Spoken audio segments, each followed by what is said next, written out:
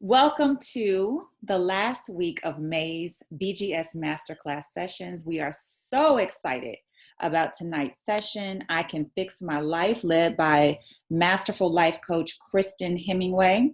If you know Black girl Kristin from the Tea Room, then you know she has always been one who is an advocate for self-care and for Black women.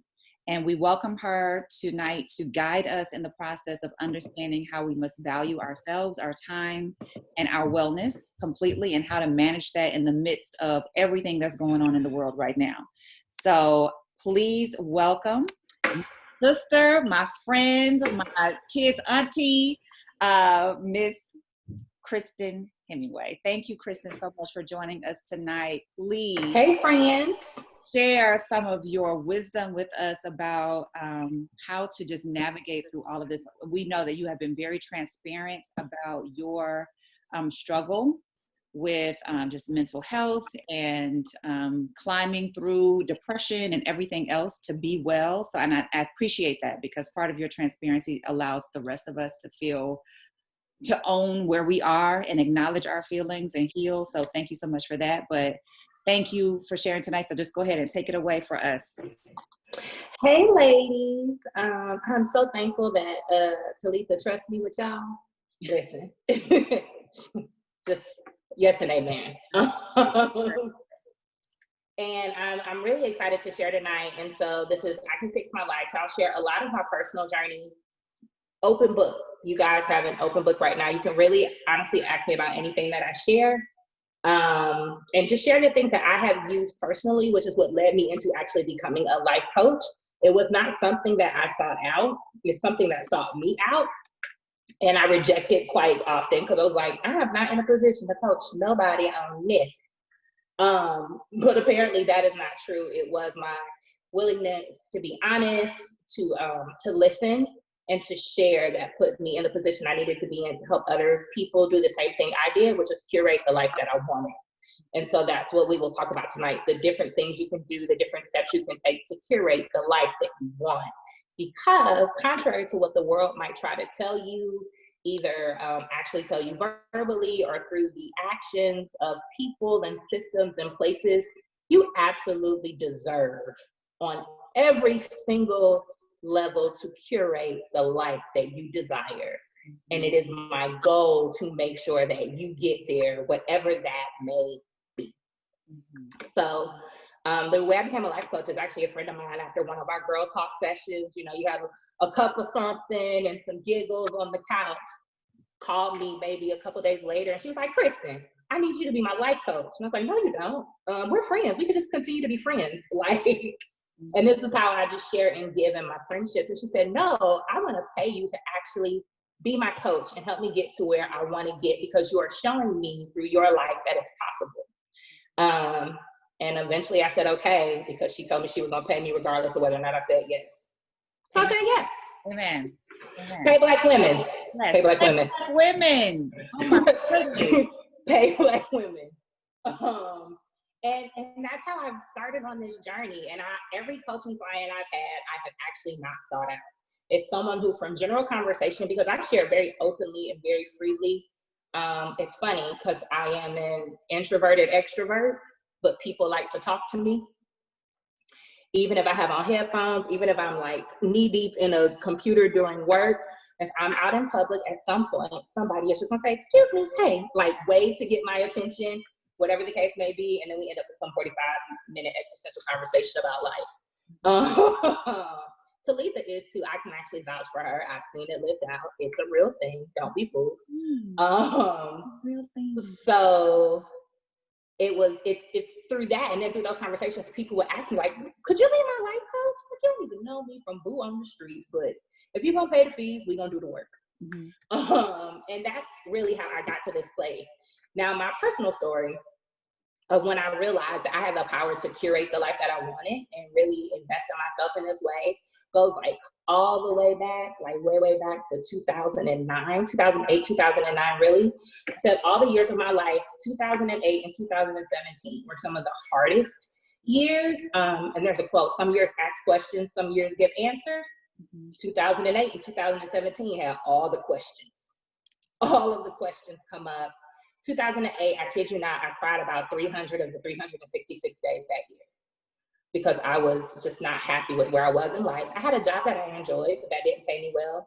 I was a preschool teacher at the time, my babies, who are actually now in high school. It kind of freaks me out. That's crazy. But listen, because I knew a lot of them from the time they were 1, and now they're in high school, and I feel really old. But whatever, I'm getting better. They're getting older. But I cried. So I became frustrated at my job. I was in a position where I knew I was smarter than the people I was working for. And that's really hard when you know that you have better ideas, like you can get better results, but you're not in a position to get them. And you actually get in trouble for even trying. It was very like demeaning.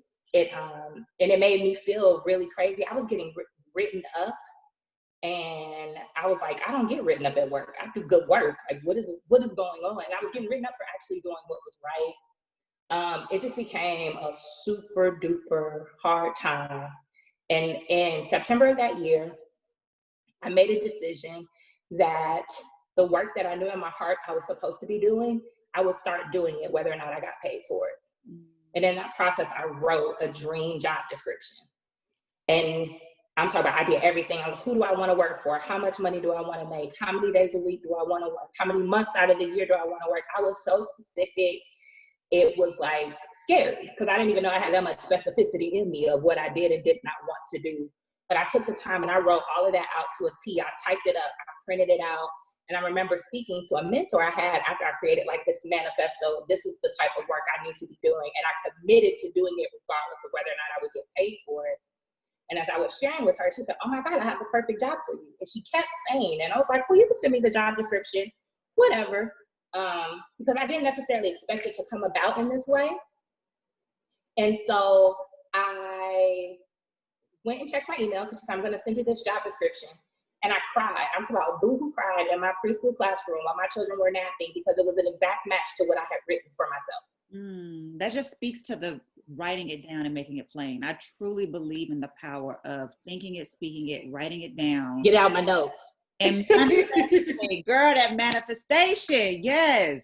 The power of manifestation is a very real thing. And I was just going ahead and say this. This is actually in my notes, which is so funny. But it's that you don't get what you want. You get what you say. Good or bad. Because that's just how powerful your words are. Yep. You're going to curate the world that you live in, positive or negative, based on what's coming out of your mouth. And the way to guide your words is to write it down. So you have a script and speak in the affirmative. Like, not, oh, one day I will do. No, I do this. I do this. I am a person that invests in the lives of children and women. I am a person that helps people to live their best life. I am someone that lives my best life. This is not future tense. This is what I do today. And it might not be my best life at every level right now, but I'm going to find my best at some point in that day, and I'm going to live it out until the whole day looks like that. And that is what we have to give ourselves. We have to figure out what our best life is so that we know what to say. We know what to tell people. I help people curate their perfect life. I help people curate their dreams. And perfect doesn't mean that everything is going the way that you want it to go. Perfect means that you are living the life you envision for yourself. That's perfection. And it don't look, if your life, if part of your perfection is having kids, it means every day ain't gonna be the same day, right? But you're still living the life that you wanna live because you're mothering and you're giving to children in that way, right? A part of my perfect life is not birthing children, but a part of my life is mothering children. And you know what I get to do every day? Mother children and the roles that I play. You know, I love my babies. I'll come mother yours as soon as we can get there safely. I'll be there. But I had to understand what that looked like for me. And I also had to understand that it is an ever evolving dream. I say that I write my dreams in erasable ink. Because in the moment that I say it, it is what I want. It is very real. It is very permanent. It's erasable because as I grow and develop, my dreams grow and develop and change. And I don't believe anybody should quit anything, but I believe everybody reserves the right to change their mind and make a new decision. So don't let people trick you into doing stuff that no longer serves you by feeding into these narratives about quitting or not being hardworking or giving up. No, sometimes I just make a new decision. Yeah. And you can do that. You can make a new decision to get what you want out of this life that you are living, because it is your story. Mm-hmm. You are a co-author of this story with the creator, whoever the creator may be for you. Mm-hmm. But you get to co-author this beautiful narrative. Don't give up your pen to someone else who don't have to live with the results of your story. Don't do that to yourself. You deserve better than that. Mm-hmm. I think Zip has a question. Oh, okay. No? Oh, okay. No? Oh, okay. I was like, I'm ready. So then 2017 was the most recent version of this for me. Talitha was here in 2017, and she saw me go through some really hard, really hard moments that year, with my health, with work yet again. The job that had become the dream job became the nightmare, because that happens sometimes. Just kind of feeling lost, having days of deep, heavy darkness, being super real, dealing with suicidal ideations at one point, because it felt like the world was crashing in on me. And I had to make another decision to figure out, what did my life need to look like again, right? Because this is an ever-evolving story. I had met the old story. I had written those chapters, lived them out, and it had been beautiful and good, and it was time to move on to the next one. And to see what that looked like. And so I took the time and I did that. It involved me getting a new job. It involved me moving. It involved me doing more of the work I do as a side hustle, more of the life coaching and things of that nature. It involved me doing more writing. And then those next 2 years, 2018 to 2019, were some of the most powerful, amazing years that I have lived in all of my good Black life. Because I rewrote those dreams and I committed to them. And the rest of this call is about how those things took place, because those are the tips you can actually use. Just to give you an idea of some of the stuff that happened, I got another new job, because the one that I had in the short term, I called it a gift from God. It was a 6-month period, and it was a gift to remind me of all the stuff that had happened in 2017. I didn't realize how much it ate away at who I was as a person and my confidence.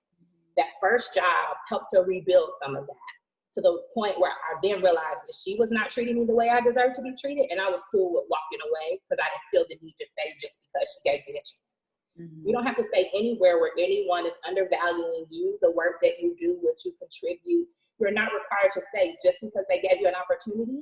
The reality is you already paid them back by doing good work while you had the opportunity. You don't have to continue to be there. Can we pause right there? Mm-hmm. I want that to sink in, because that's a lesson that I'm right now trying to teach my daughter. And I already see it in these dynamics between this male and female that I'm raising, right? Where she sometimes feels obligated to do more for her brother, simply because he asked and he can't, even when he's not valuing whatever she's doing. And I see it play. I'm like, oh no, like break it, right now, like, no, you don't owe him anything else. You've helped him in the way that he asked. It wasn't the way that he liked it. Move on. He didn't appreciate or value your help. Move on. But I see her like wrestling with this idea of, oh, okay, I got to stay and keep helping him, even though he's not being grateful, even though he's not showing appreciation for my help. And I'm like, no, I have to be very intentional about voicing that to her. But it's like, I constantly am self-reflecting, like, what am I modeling that she thinks that's what she's supposed to do, and trying to purge whatever that is. But that understanding of, you don't owe anybody anything if they are not valuing you, whether it's your job, whether it's your partner, whether it's your children. Because even with my kids, I would walk away from them when they are not being grateful to me. I'm like, oh, okay, I'm out. Y'all handle it, handle dinner, handle whatever. Like, that is a very, very valuable lesson. I just want that to sit for a second, that we don't. Absolutely. The only person you're obligated to in this equation is yourself. That's the only one you're really obligated to.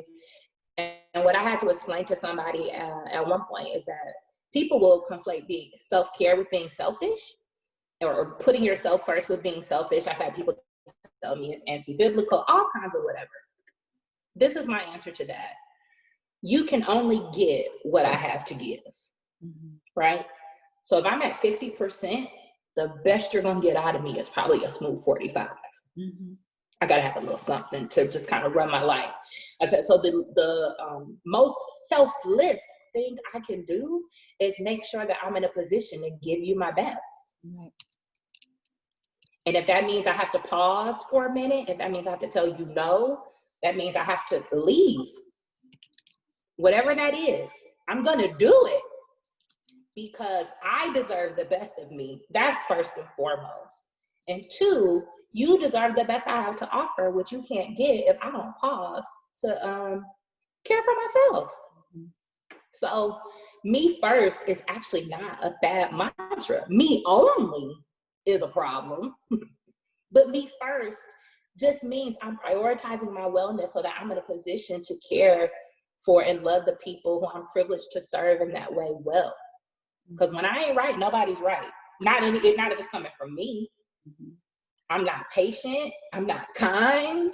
Like, why do you want to be around somebody who's difficult to be around when if you would have gave me 30 minutes to take the nap, I would be so much more pleasant.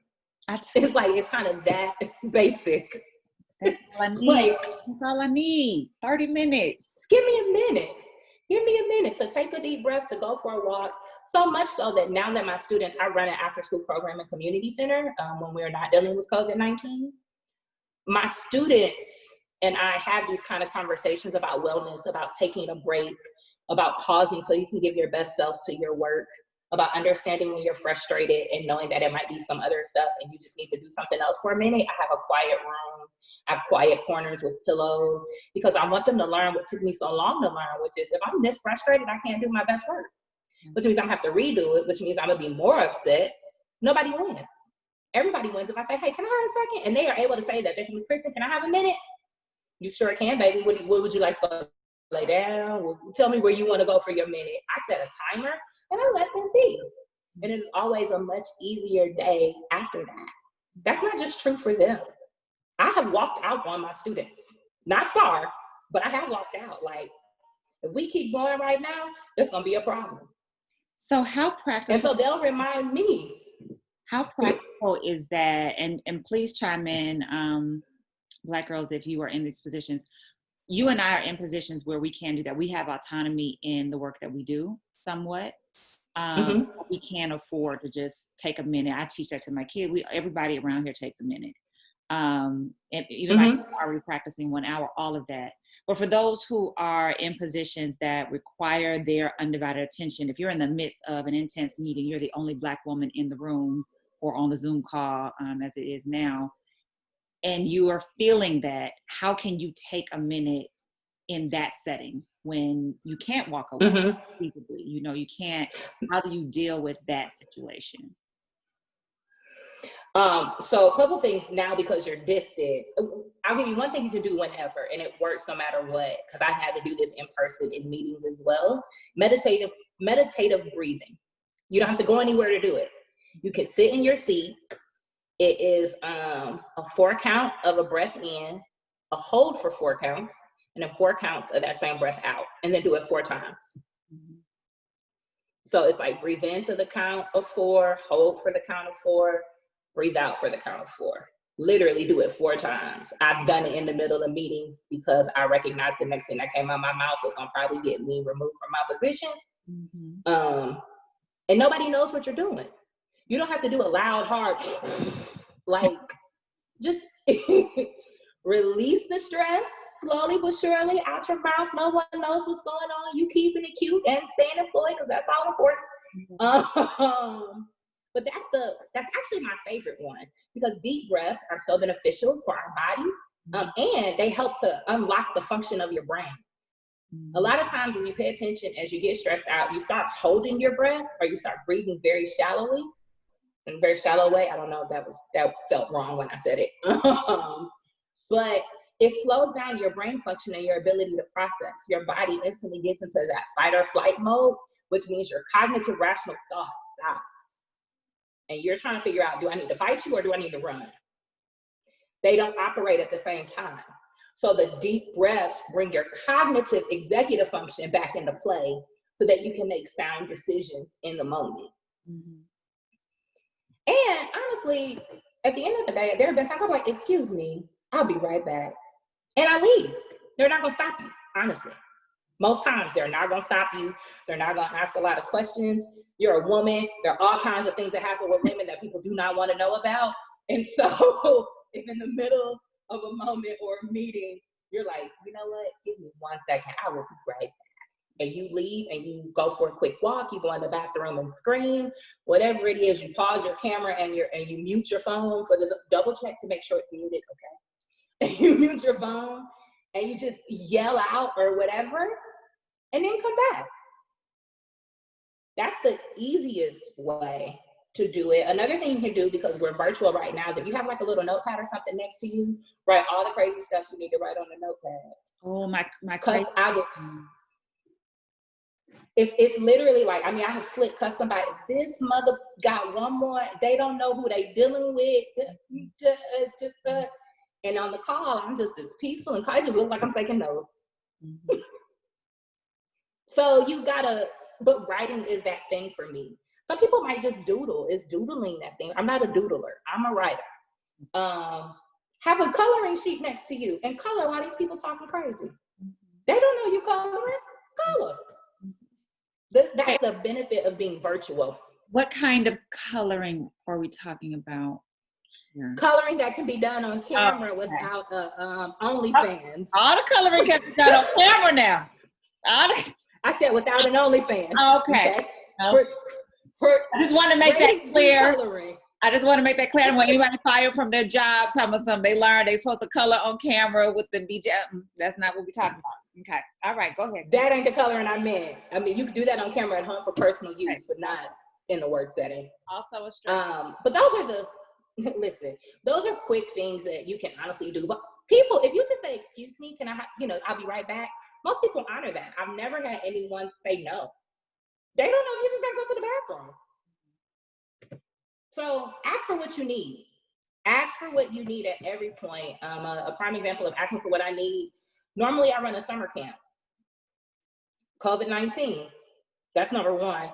And on top of that, I am diabetic and I am asthmatic. What you're not gonna do is kill me. And so when they started talking about, oh, let's think of a potential day for opening, maybe do a shorter camp, on that conference call, I was very clear of just a friendly reminder. These are the things that I deal with from a health perspective. There's no way to do this socially distancing with me. I don't have an assistant because y'all didn't make y'all weren't prioritizing hiring one before all of this happened. So what are we gonna do to ensure my health and safety if this is what you wanna do? Guess who's not having summer camp? Why? Because I prioritize my needs. I can't expect you to prioritize me if I don't prioritize me. Right. I can't even remember who said, but it's like, if you don't speak up, people will kill you and say you enjoyed it. So I speak up at every point. Thank you. I cannot remember who. I'm not gonna let you kill me. I'm not gonna help you kill me. So don't help them kill you. Speak up, say what you want. Black girl speaks very clearly, no emotion. It was just these are the facts. And also my backup plan was I already had talked to my doctor and my therapist. We was ready for short-term disability if they wanted to move forward and be foolish. Use all your resources to get what you need to make sure that you are okay at the end of the day. The next thing is, we talked about it briefly, but really write a really clear picture of what you want in every area of your life. What do your finances look like? Not, oh, I have a lot of money, not, oh, I finally make this amount, but what are you doing with that money? Like really, what does your picture of your finances look like? I'm able to save, $10,000 every month, whatever it is. I'm able to give. Talk about how you give and help and serve with your money. I'm able to invest in these type of things, like, and put amounts to it. Make that thing specific because you want to know when you've reached your goal. So what do your finances look like? What do your relationships look like? I'm talking about like your friends, I'm talking about your coworkers. What are the type of people you're around? What are the types of things you get to do? Are these people you want to go to happy hour with? I said before, I no longer want to work with people I don't feel like I could be friends with. Like, I don't feel like I could actually be friends with you and invite you into my life. I don't want to be around you. And whether or not I make the choice to take it to the next level, it's up to me. But I want to be with people who make that an option versus like, hi, my name's Kristin. I'm here to do a job and I want to leave. I want to give too much to my work to feel that way about it. So these are the type of people I want to be around. These are the types of things I want to do. I have to work with people who care about me as a person, because it's the only way I can do what I did on that call, which is say, these are the very real things that I deal with. You already know this. How can we do this with me being healthy? And they actually care about that. So much so that when I talked about, one of the things I do for my fifth graders is give them a copy of all the places you'll go, and I write a personalized message in it. When I talked about dropping it off at people's doors, she was like, we'll figure out a way to make sure that that can be contactless for you, because we want to make sure you're okay. She said it, not me. Now, I wasn't knocking on these people's doors. I was hanging it on the doorknob. She didn't realize that. But the fact that that was present, front of mind for her, for me, means I work with people who care about me.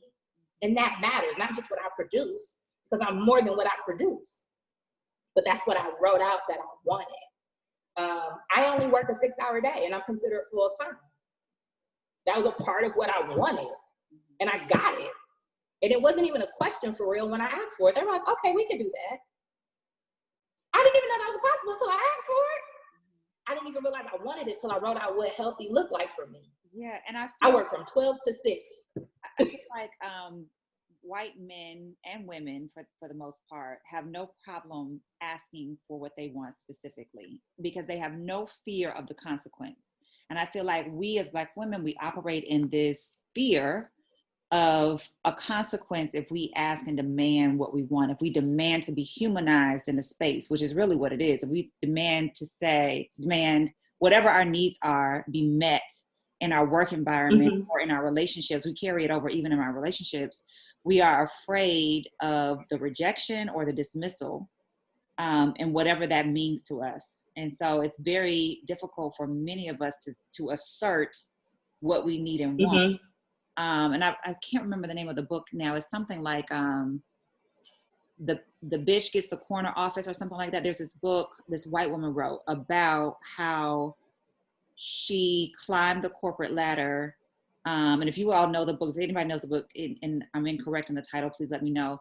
But she's talking about how she climbed the corporate ladder and how she made no qualms about it, and in every room demanded everything that she wanted and needed, and was never afraid to ask for more money, never afraid to ask for special accommodations for whatever her needs were at the time, whether it was, childcare or maternity leave or wellness, something for her wellness.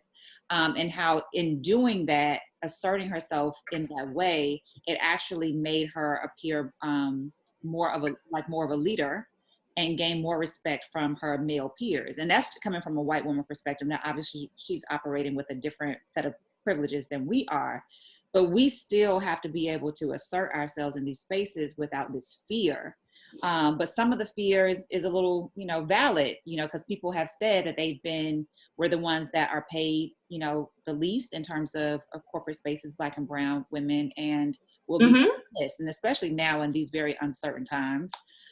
So how can we find that confidence in asserting what we want and making sure that our needs are known without this fear in the back of our mind of whatever consequence could come from that when we do that? I think there's a confusion that you need to not have fear in order to do it. That's not the case. You don't have to be fearless to do any of these things. The only time you actually need courage is when fear is present, right? And so we have to just choose to be courageous and say, in spite of my fears, because at the lowest level, you'll learn they don't value you the way they need to value you. Because let me tell you, people make all kinds of accommodations for people that they value. Why? Yeah. Because having you here is that much of a benefit to me. I recognize it and I want to keep it. Because ain't nobody else going to do what you do the way that you do it. And if I feel that way, I'm going to do what I need to do to make it work. I'm going to do what I need to do to make it work. And in the event that someone tells you no, they're not going to do it for whatever their reasoning is, you have learned a very valuable lesson in their value of you and your work. And my recommendation is to start then doing work to get to a place where you're valued, not even necessarily with them. Because I can't trick you into seeing my value, because my value is inherent. If you didn't bring me in the door because I have value, I can't make you get to that place. Right. I just can't. I have to then say, you don't have to do anything drastic. I'm not asking anybody to quit on the spot. I don't think homelessness is what any of us are going for. I know people need to be able to pay their bills, have food for themselves and their families. Like, we all have responsibilities that we need to manage. But our main responsibility is to ourselves, and also making sure that we're in a place where we can grow and we can thrive and where we can be valued. Mm-hmm. Because if you don't value me enough to keep me, I know you're not going to value me enough to promote me. That part. And it seems like what immediately came to me is that you need to start planning your exit strategy at that moment. And the exit strategy may be exiting that job, or maybe just exiting the position you're in where you're not valued, meaning asserting yourself to the point where you do become valuable in that space, where they recognize that value and then start honoring that. So it's whatever the exit is, it's exiting from this position where you're not valued in this space. And that could look absolutely. So Tanya is saying that she is dealing with that now, and it's a game of chess for her, having to assert what she needs, recognizing that the needs are not met and will not be met. And then she's put in the position of having to choose between the check, which we all need the check, and having her needs met. And those two things should not be mutually exclusive at all. And one thing that I've learned from my husband, whose primary role is negotiation, it's something that we learned even when we first got married. Like he used to always say, the person with the power is the one who's willing to walk away. And so if you are not willing to walk away, you have no power in asking for your needs to be met, because you're afraid. You're afraid. Right. And so the other person is like, okay, they can call your bluff on that. So you have to be willing to walk away knowing you're going to be okay. So having that exit strategy, having that plan, having that assurance, whatever that is, and understanding that if these are my needs, period, they need to be met, or I'm out. And just knowing that you're valuable enough for either them to fight for you to keep you, or for you to find another position where you are valued. Yes, absolutely. And again, if it's just starting to look for other jobs, because here's the thing, I've honestly, for the most part, never met a Black woman who wasn't dynamic at her job, who wasn't doing more than what she should do, who wasn't creating systems and things that made it kind of easier for everybody. Right. I've never met a Black, well, I won't say never, but in my years of work, I've met very few Black women that are not that type of person. So, baby, you can get another job. Odds are you'll be highly sought after. But what happens is those are the microaggressions that chip away at your confidence and your ability. You start questioning your dopeness, which then makes you less likely to apply somewhere else. And you feel like this might be the best that I can get. That's not true. I have found that out time and time again, that is not true. Every time I've been like, no, I'm not going to do that. And they'll come back to me, Kristin, I got you what you asked for. Well, look at God. Thank you, sugar. Mm-hmm. Every time. Mm-hmm. There was one time where the person was like, oh, I can't do it. And I said, that's fine. And what I told myself, actually this pretty funny story, right? It was somebody who felt like they were doing me a favor by giving me a job, as if my work didn't prove that I deserved to be here. Mm-hmm. Cool. I saw it in a 20-minute conversation, very specifically. There was a couple things that happened before that, and I started scaling back. I was like, oh, you don't value what I offer you. You don't realize how much I'm doing and how much it's making your life easier because I make it look effortless. Mm-hmm. Got it.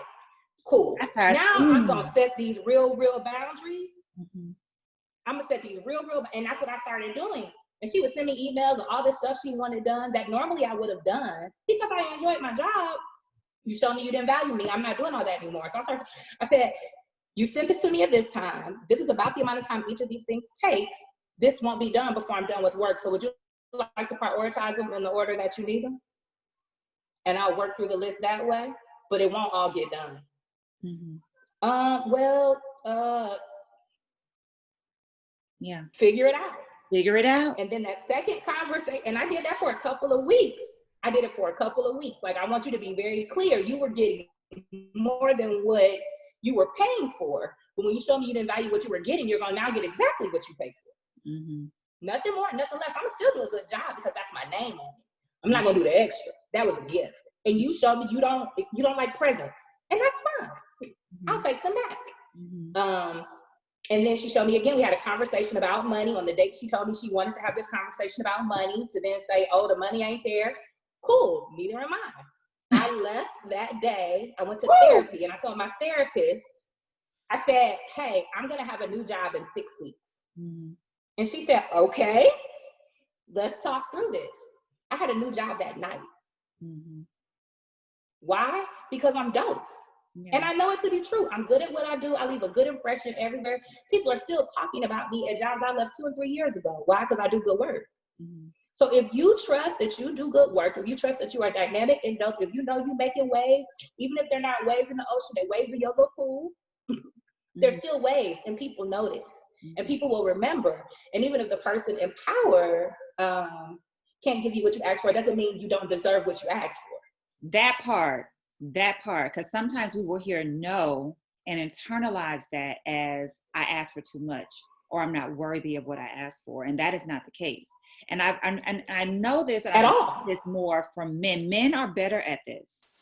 Men are better at this. Black men and white men are much better at recognizing their worth. And sometimes they inflate that thing. They inflate their worth. Not sometimes. And not sometimes. Yes. And asking for exactly what they want, and recognizing they are worthy. And they will hear no, not as a rejection, but as a, oh, okay, I need to ask somebody else. And so I remember this guy I was dating long time ago. He said one time, no just means I didn't ask the right person. I needed to ask the person who had the power to tell me yes. And so he would say that whenever somebody would tell him no, he would just tell them, okay, lead me to the person that tells me yes, because you're not the right person. Like, so whatever it is that you are asking for, whatever it is that you desire, you're worthy of that. So you just got to find the right person to say yes, because it's not even their permission you're asking for. It's just, get out of my way. So you're the wrong person. This is the wrong way to go. Let me go this other way to get there. And I just, I wish we knew and owned that all the time, that we are just as worthy of getting everything, because we do all do more. We do way more. And this is in relationships. This is in our professional careers. This is in everything. We do more than the expectation. Then that becomes the expectation, but it's not value. The value didn't increase. Their value of us didn't increase. What you can do to help you, because sometimes, again, this is back to writing it down. I have gone to people writing down what I'm supposed to do versus what I've actually done, to tell them, I want to help you make your decision. Mm-hmm. Right? Because maybe because I make it look effortless. I do it with the things that I do when I'm in a zone, and this is true for everybody. When you're in your zone, you'll do stuff that people are like, I don't know how the hell you do that. Mm-hmm. Because it's not their zone. Mm-hmm. And that's fine. But if I'm functioning in my zone, if I'm literally making this look easy, because I know that it's not, but if I'm making it look easy to the outsider, that just means you didn't see all the prep and the work that went into this, which means you might have a skewed view of the value of it. So Let me write it down for you. This is what you asked for. This is what you got. Give me what you owe me. I'm not asking for more than I deserve. I'm asking for what I deserve. Mm-hmm.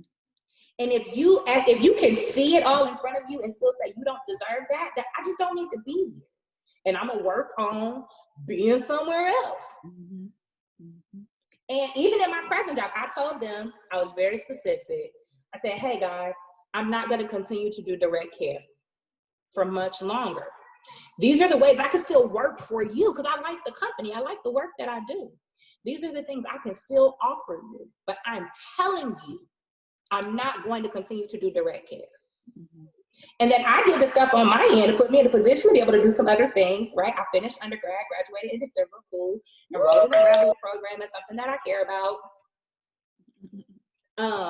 Enrolled in a graduate program that I literally start in a week and a half, right? In a field that I care about. I'm getting the internships. I'm getting in front of the people. I'm preparing to enter a PhD program. You don't have to give me the opportunity to do something else for me to be able to do something else. Yeah. And what happens is people feel like they have the power because they have the title or the role. The power is only yours if I give it to you. Mm-hmm. And I choose to hold mine. Mm-hmm. You don't hold anything over my head. Just like I got this job, I'll get another one. I've been getting them my whole adult life. Mm-hmm. Even when on paper, I wasn't worthy of them. On paper. Mm-hmm. In my lane, I'll run circles around whoever. Mm-hmm. And that's not me being cocky. That's me telling the truth. Mm-hmm. Tell yourself the truth. When you're in your lane, whatever your lane is, I guarantee you, if you really look at you versus the other people, you're going to run circles around whoever. Mm-hmm. And I'm not running circles for fun. I don't do circles. I go to my next level. And if you're telling me you just want me to keep doing circles and I can't advance, whew, thank you for giving me the information I need to make my next decision. Yeah. Yeah. And it's got to be that simple. That's not an emotional decision. Mm-hmm. That's your statement of value. I can tell a person. I did a job interview and it was so funny. It was me, a middle-aged Black man, and 2 old white men.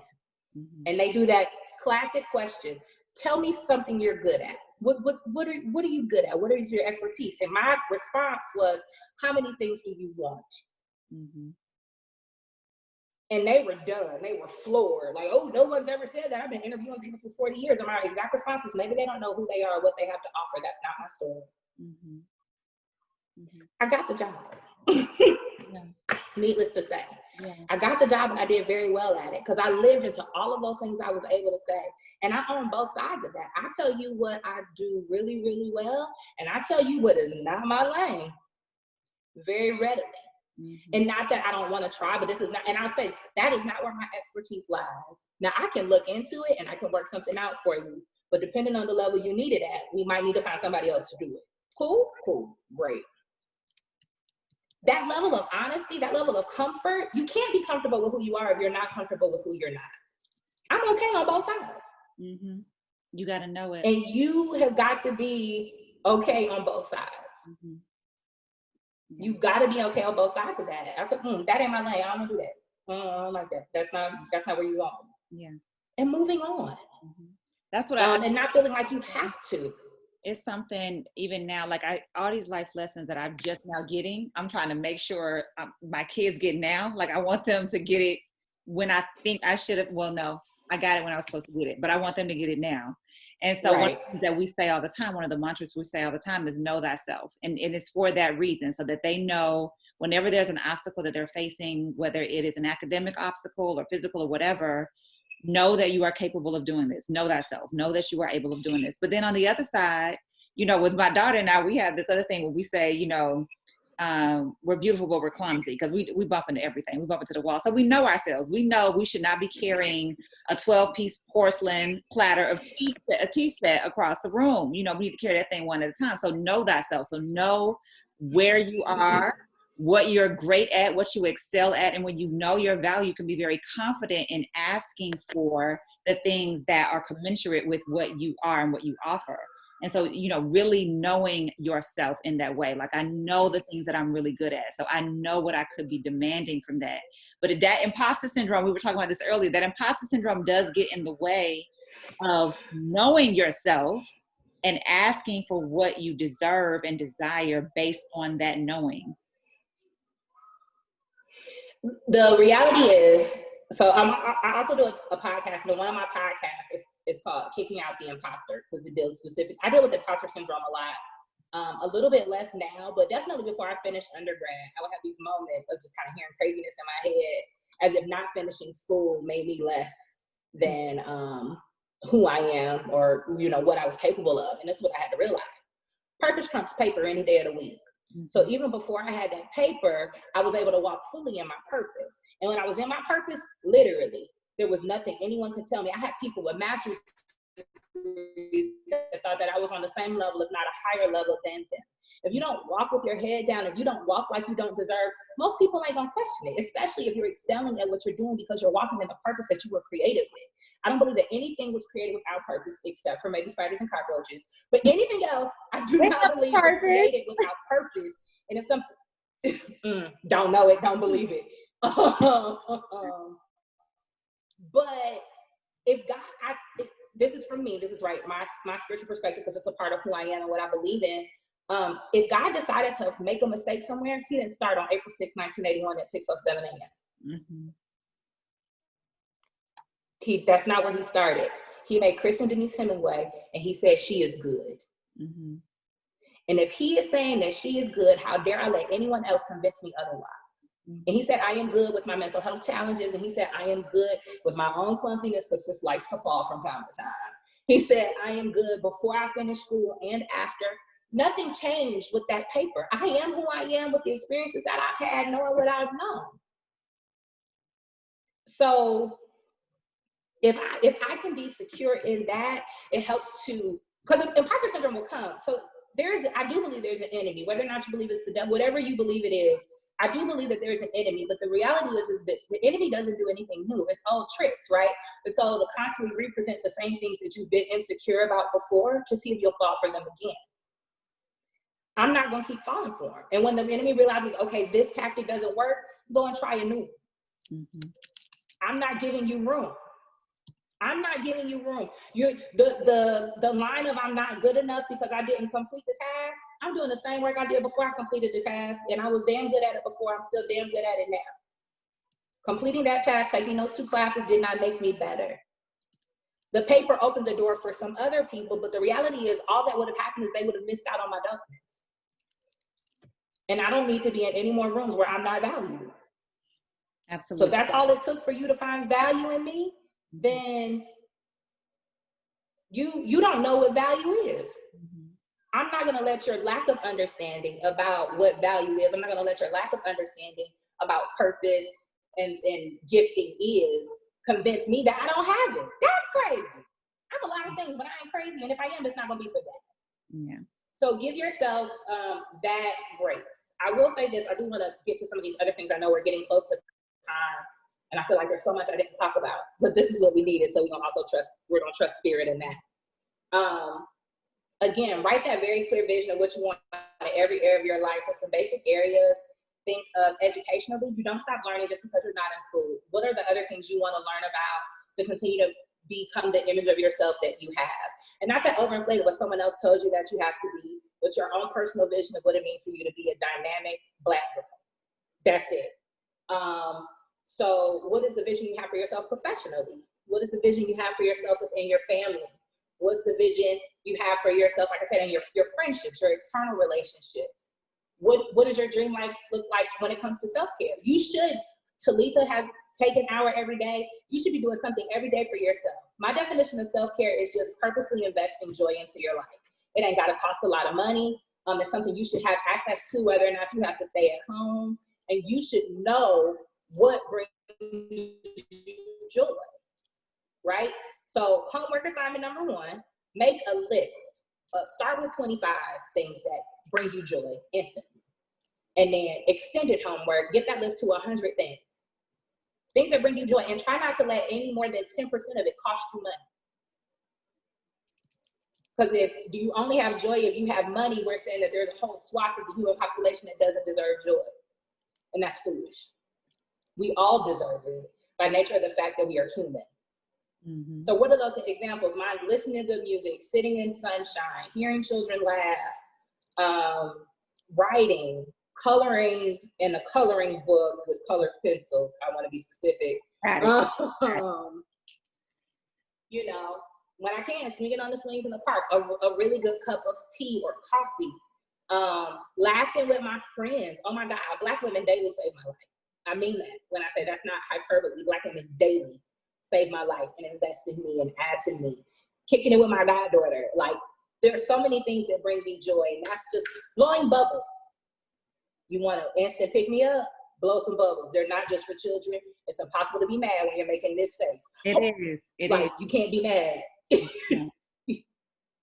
And popping the bubbles brings, I've not met a person who did not like to pop the bubbles once they're blown. Just saying, just throw that in your box. But know what that's a part of knowing yourself, knowing what lifts you up, what lights your way, what brings you joy. And in a society that is constantly traumatizing and triggering us, we need to know that thing for real, for real. Yeah. Get cute. You ain't gotta go nowhere to get cute. Get cute and sit in your own living room and read a good book and eat a good meal. Yeah. Get cute. I wear makeup for y'all, see?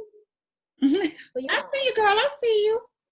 I put an eyebrow on because I don't have them in real life. I got a little bit of eyebrow for y'all. I ain't going nowhere though. I walked out my back door into my community center because they had better internet. But it felt good to put this makeup on, so I did it. Mm-hmm. What are the things that you could do without explanation just because it brings you joy? Because you deserve that. You have to walk around knowing that you deserve joy every single day, in spite of every obstacle, in spite of every challenge. If I listed all of the things I've been through on this side, even in the last week, You was like, how is she sitting in front of me today? It don't matter. I know that I deserve joy, and this is a part of what brings me joy. So I'm gonna do it. You gotta give yourself that. I think somebody just said something about making sure you rest. Rest is a part of my joy. I'm gonna go to bed. I love you, but I'm gonna go to bed. I'm gonna take the nap. I'm gonna do what I need to do. I'm gonna just lay there and do nothing with the ceiling fan because it feels good. Whatever that is for you, make sure that you do it because you deserve it. Make space for you in your life. A lot of people don't practice self-care or don't get the education they want, not that they need, but that they want. They don't do the things that are for them because they don't have enough time. What I've learned is that your things that you have to do, all of your tasks and the goals and all of the whatever, they're like water. They'll fill up, they're like a liquid. They'll fill up whatever space you give it. So the only thing I get full access to my calendar is myself and my Jesus. Mm-hmm. Everything else gets filled in after that. I get it first dibs. So I literally have missed a meeting every week for the last 4 weeks because of a doctor's appointment. Didn't matter. I scheduled my appointment first. Your meeting comes second to my health. The end. That's it. That's all. I've got to be well to do a good job. Odds are what you talked about in that meeting, you can send me an email and I can get it done if it's something I actually need to do. Mm-hmm. Promise. But my health, if I'm not well, I can't do any of it. Mm-hmm. So let me do what I need to do to be well. I have gone late to trainings. I have told them I have therapy at that time. I don't get out till this time. You want me to go to therapy. And they have moved the time of the training to accommodate that. They will move for you.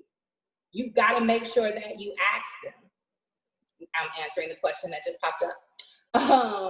So you got to make that space for you in your life. Give yourself first access to your calendar. Put your 1 hour in. It doesn't have to be the same time every day, but it needs to be every day. Mm-hmm. And try to give yourself the best of your time. If you're the best in the morning, give yourself your hour in the morning. If you're your best in the evening, give yourself the hour in the evening. You deserve your best before anybody else. Yes. You deserve the best of what you have to offer. Give yourself your best. Mm-hmm. Time management. So can I tell y'all a trick I learned? Mm-hmm. It's a truth that nobody deals with. There's no such thing as time management. No. You don't manage time. It's the same 24 hours every day. Mm-hmm. You can't do anything to manipulate that. What you learn is self-management, mm-hmm. so that you better use the time that you have. Mm-hmm. Right? I need to learn a time management trick. There's no trick. The hours don't change. What changes is you and how you use that resource that we call time. Mm-hmm. So give yourself a schedule. It don't have to be down to the minute, like 9 to 9:05, brush teeth, but give yourself a time. I typically prefer block scheduling. It works really well for me to give myself a range of time in which to do things. Mm-hmm. But give yourself that range and don't let other things block it outside of an emergency. Obviously, emergencies take precedence. That's why they're called emergencies. But define what's an emergency. Because somebody else's emergency might not be yours. That part. So define what an emergency is for you and honor it as you block out your time to make sure you're doing the things that are lifting, even the things you do within your work.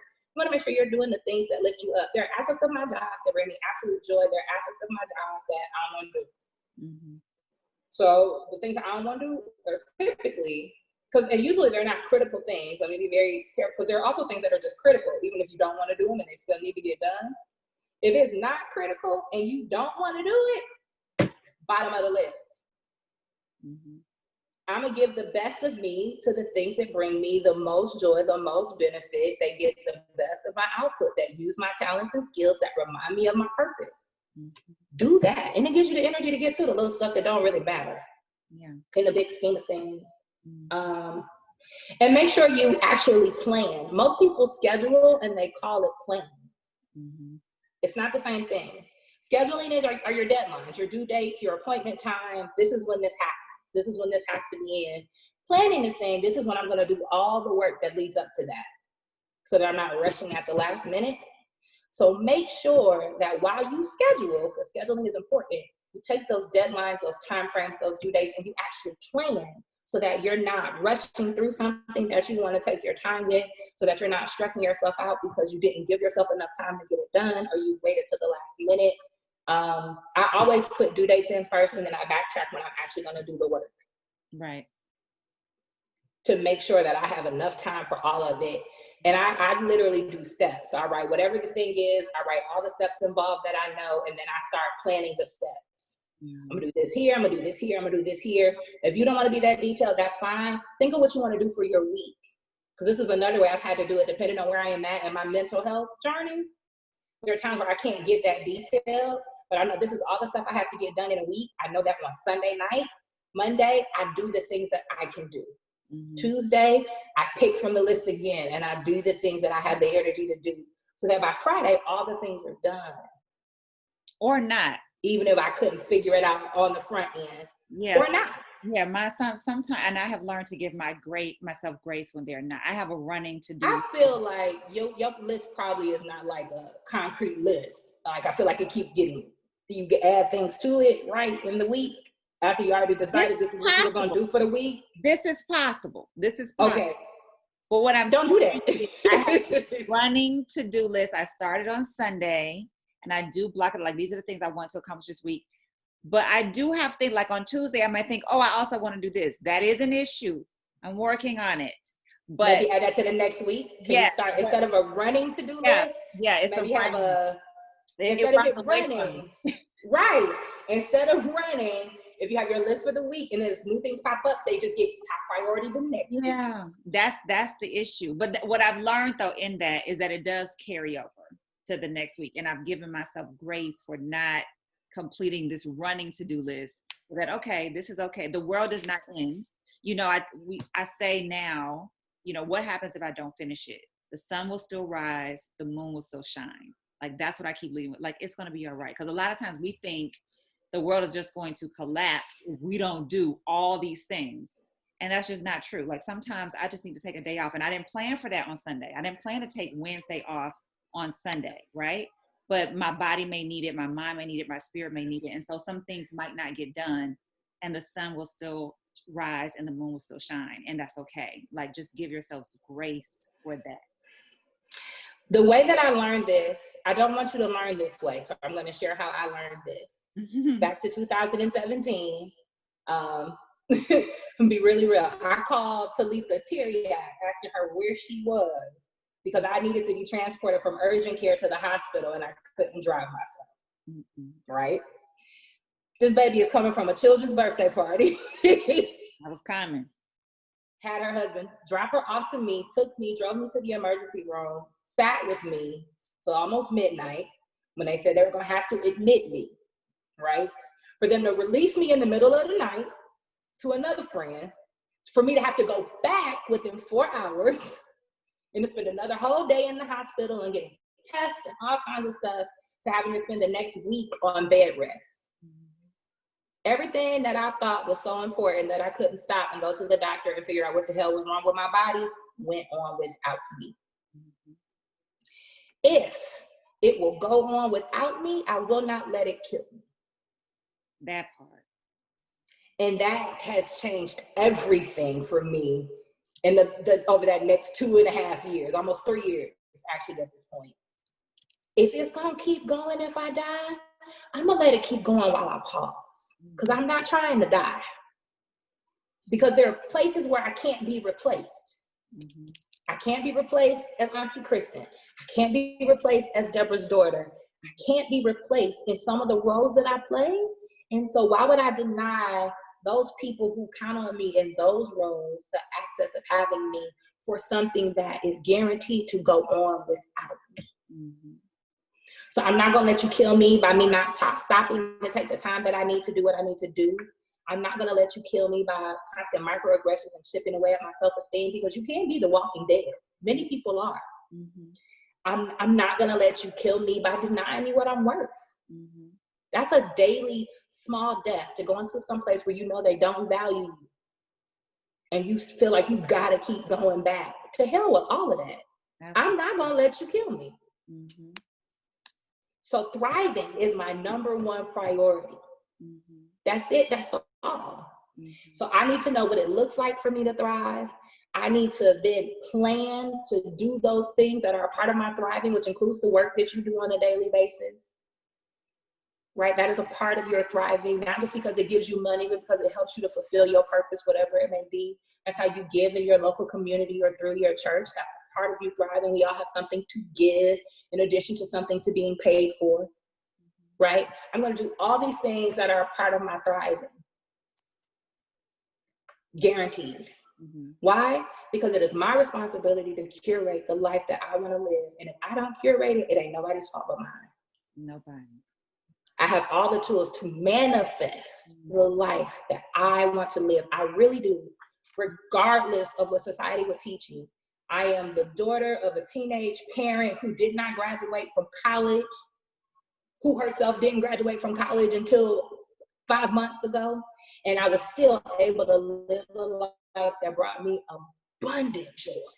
A life that included travel, a life that included working in my purpose and making a difference and being able to give of myself and wear cute clothes in the process, because that's a part of me thriving. Like, I was able to do all of that, but I was only able to do it once I, began to believe that I was worth it. Because for years I existed. For years I existed. And I realized existing is not enough. I was put here to thrive. You were put here to thrive. Life and life abundantly. That is your responsibility. And anything that gets in your way, move the obstacle. However you need to move it, move it. So that you can get to the intended end, which is the life that you desire. Any questions? That is a perfect way to end on. But yes, do we have any questions, comments? I'm sitting here. It's all affirmation for me. All this week, it's been. I'm hearing echoes of thoughts that I've written and said. I'm like, okay, God, like this is affirmation. This is affirmation. This is exactly what I have been trying to own and get out and write out. And so all of we already and thinking along. Right.